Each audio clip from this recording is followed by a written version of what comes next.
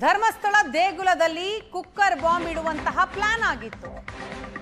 ಇದನ್ನೇ ಇಡಿ ಪತ್ರಿಕಾ ಪ್ರಕಟಣೆಯಲ್ಲಿ ಹೇಳಿರೋದು. ಇನ್ನು ಉಗ್ರರಿಗೆ ಹಣಕಾಸಿನ ಮೂಲ ಎಲ್ಲಿಂದ ಅನ್ನೋದರ ಬಗ್ಗೆಯೂ ಕೂಡ ಮಾಹಿತಿಯನ್ನ ಕಲೆ ಹಾಕಿದ್ದಾರೆ ಇಡಿ ಅಧಿಕಾರಿಗಳು. ಹಣಕಾಸು ಮೂಲ ಕೆದಕಿದಾಗ ಮತ್ತಷ್ಟು ಸತ್ಯಗಳು ಹೊರಬೀಳ್ತು.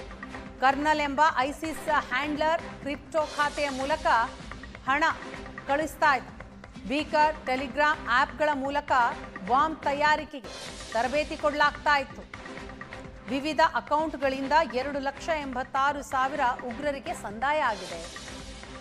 ಐಇಡಿ ಸೇರಿ ಸ್ಫೋಟಕಗಳ ಖರೀದಿಗೆ ಉಗ್ರರು ಹಣವನ್ನು ಬಳಸ್ತಾ ಇದ್ರು. ತಮಿಳುನಾಡು, ಕೇರಳ, ಕರ್ನಾಟಕದಲ್ಲಿ ಬ್ಲಾಸ್ಟ್ ಮಾಡಬೇಕು ಅನ್ನೋದೇ ಅವರ ಪ್ಲಾನ್ ಆಗಿತ್ತು. ಆ ಹಿನ್ನೆಲೆಯಲ್ಲಿ ಸರ್ವೆ ಕೂಡ ಮಾಡಿದ್ರು. ಸೈಯದ್ ಯಾಸೀರ್ ಎಂಬಾತನ ಖಾತೆಯಿಂದ ಹಣ ಸೀಸ್ ಮಾಡಿದ್ದಾರೆ ಇಡಿ ಅಧಿಕಾರಿಗಳು.